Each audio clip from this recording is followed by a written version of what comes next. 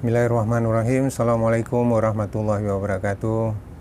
Saudara, kali ini kita akan sharing mengenai kenapa kita tidak berusaha atau berbisnis sendiri, bahkan kita cenderung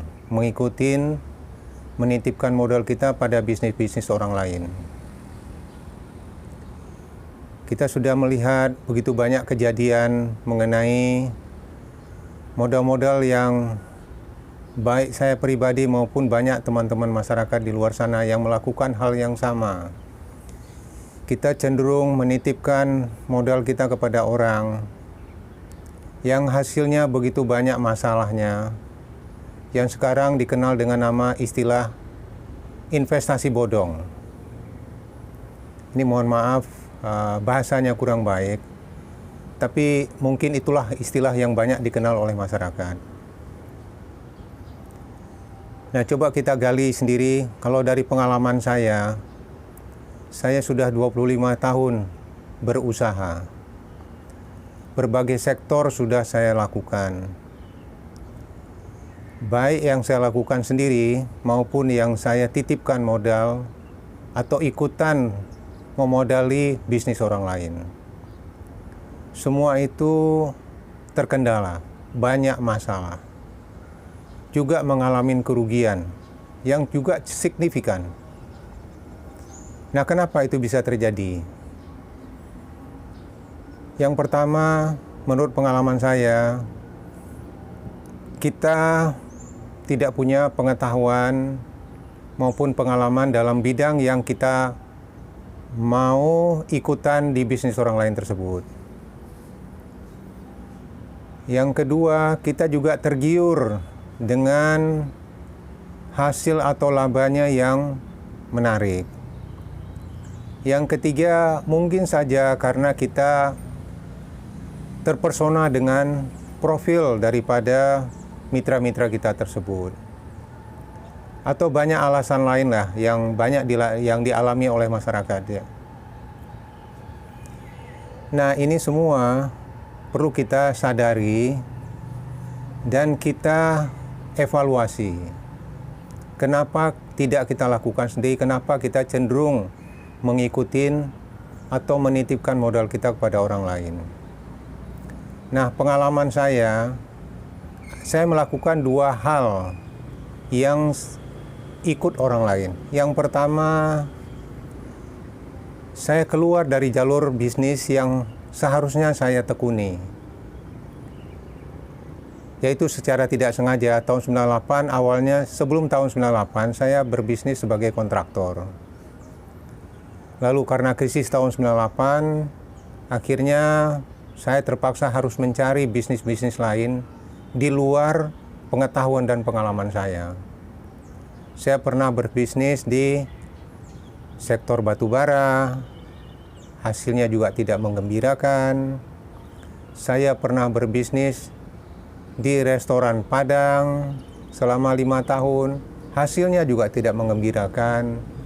Saya pernah berbisnis di kertas daur ulang, di perdagangan kertas daur ulang, itu sangat tidak menggembirakan. Bahkan kerugiannya luar biasa. Kemudian saya juga pernah berbisnis di kelapa sawit.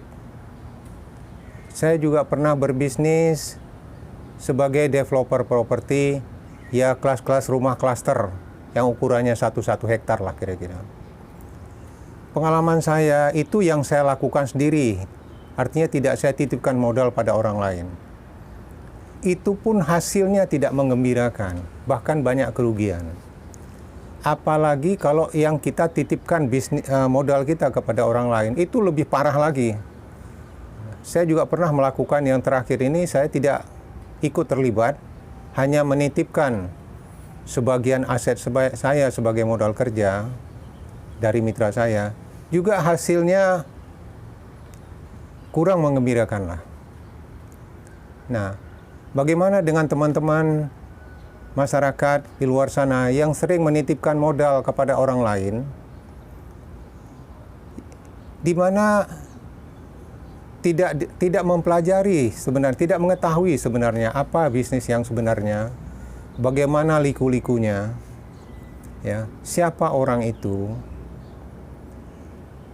yang kita hanya melihat, wah hasilnya menarik nih, labanya sekian persen nih, akhirnya kita tergiur. Nah, apa yang dialamin oleh masyarakat, termasuk diri saya juga, kita mengalami kerugian. Nah, kalau sering-sering mengalami kerugian, ya akhirnya habis juga. Kepala pusing, stres, jadi masalah semuanya. Nah, itulah yang terjadi. Bahkan saya pernah berbisnis dengan teman yang saya sudah kenal dia lebih daripada 20 tahun, yang sudah saya anggap seperti keluarga sendiri. Itu pun bikin saya pusing 7 keliling.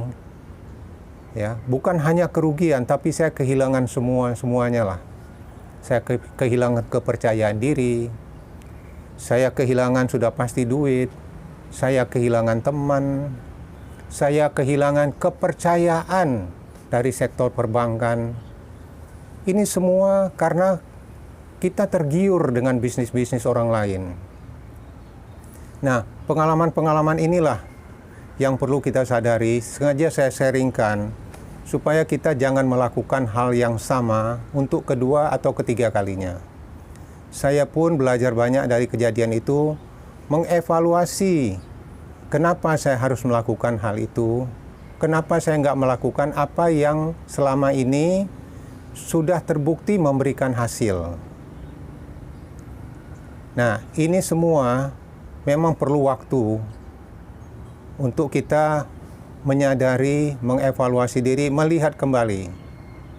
Nah, apa yang bagus dari pengalaman saya?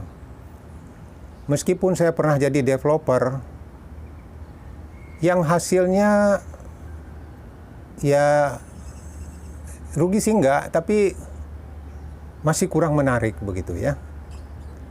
Mungkin ada beberapa yang lebih menarik pengalaman dari teman-teman lain, tapi buat saya masih kurang menarik.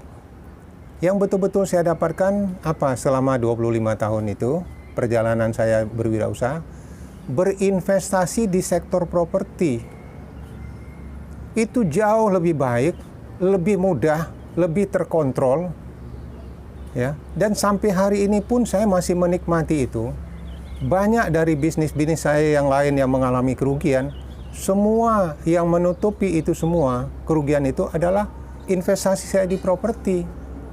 Dan investasi ini bukan hanya saya. Banyak masyarakat yang melakukan investasi properti, cuma mereka tidak menyadari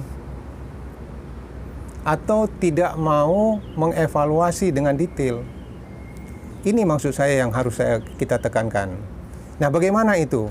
Ada cara yang paling bagus berinvestasi di properti, juga sudah saya terangkan di dalam video-video saya sebelumnya. Kita merangkap fungsi. Kenapa berinvestasi di properti itu baik? Dia lebih terkontrol, lebih mudah dilakukan, bisa dilakukan oleh siapa saja.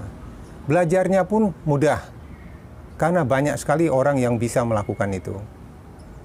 Saya pun melakukan hal yang sama. Caranya sederhana sekali. Kita beli tanah, yang paling bagus itu beli tanah, karena habis kita beli tanah, kita membangun, itu masih cost-nya lebih ringan daripada kita beli rumah jadi. Atau kita beli apartemen. Ya, itu cost-nya kan sudah lebih tinggi. Kalau kita beli tanah, kita sudah ada untung dari konstruksinya waktu kita membangun. Apalagi kalau tanah itu kita beli jauh hari sebelumnya, itu pun sudah ada kenaikan harga, itu pun merupakan keuntungan buat kita. Nah, sewaktu kita juallah kepada orang yang paling bagus lingkungan yang kita kenal, baik anak, keluarga, adik kakak, atau teman-teman sekantor, atau tetangga-tetangga kita. Ya. Mulailah dengan yang itu duluan. Kita menjualnya kepada mereka dengan pola KPR. Jadi kitalah yang memberi KPR kepada calon pembeli properti kita tersebut. Bukan kita bawa ke bank, tapi kita sendiri yang sebagai banknya menjual kepada si konsumen dengan pola KPR. Nah, itu bisa dinegosiasikan berapa lama sesuai dengan kemampuannya dia. Apa yang kita dapat dari sana? Kita kan membutuhkan penghasilan rutin. Tadi kan kita berinvestasi ke tempat orang lain, tujuannya kan kita mencari penghasilan rutin. Nah, penghasilan rutin ini bisa berbentuk, pertama, keuntungan dari kita membangun tanah tadi. Yang kedua, keuntungan dari penyaluran pembiayaan KPR tadi. Itu ada marginnya. Umumnya kalau di bank syariah itu 10% dari harga properti tersebut. 10% per tahun dikalikanlah, mau 5 tahun, mau 10 tahun, 15 tahun, ya dikalikanlah. Kalau 10% setahun, kalau 15 tahun sudah 150%. Dibagilah per bulan, dibayar per bulan. Nanti ada cara hitungannya yang lebih sederhana. Kemudian kita juga dapat pokoknya. Nah, pokoknya kita bisa reinvestasi kembali. Labanya bisa kita nikmati untuk kebutuhan bulanan kita. Sesederhana itu di bisnis properti. Surat-suratnya kita pegang. Kemudian perjanjian pembiayaannya itu diikat dengan hak tanggungan. Sebenarnya itulah bisnis KPR perbankan itu. Kita ikutin saja caranya bank. Kita ikutin prosedurnya bank. Bagaimana mereka melakukan, kita ikutin cara yang sama. Lalu, kalau ada masalah di tengah jalan, umpamanya ada kesulitan ekonomi, baik yang tidak disengaja seperti kasus-kasus krisis moneter COVID kayak sekarang, ya kita coba restruktur kembali istilahnya, dinegosiasikan ulang. Kalaupun harus dijual ke orang lain, masih ada kenaikan dari aset itu yang bisa kita bagi bersama dengan konsumen lama. Jangan kita sita, tapi kita berbicara secara kekeluargaan. Itu jauh lebih baik daripada kalau kita ikut-ikutan bisnis orang lain yang kita tidak tahu, kita tidak bisa kontrol, kita cuma doa. Nggak bisa cuma doa, kita harus berusaha. Ya, jadi itulah kira-kira gambaran mengenai kenapa kita kok tidak melakukan bisnis sendiri. Saran saya cuma investasi saja di sektor properti. Lakukan seperti tahapan yang saya ceritain tadi. Bisa juga menonton video-video saya yang lain, baik yang sebelumnya maupun yang akan datang. Ya. Hal-hal yang lain yang lebih detail, nanti kita bisa ketemu di dalam acara-acara training, webinar, atau diskusi, atau konsultasi. Welcome setiap waktu. Semoga sharing saya kali ini bermanfaat buat masyarakat, buat teman-teman, buat keluarga saya, buat diri saya sendiri juga. Terima kasih atas perhatiannya. Assalamualaikum warahmatullahi wabarakatuh.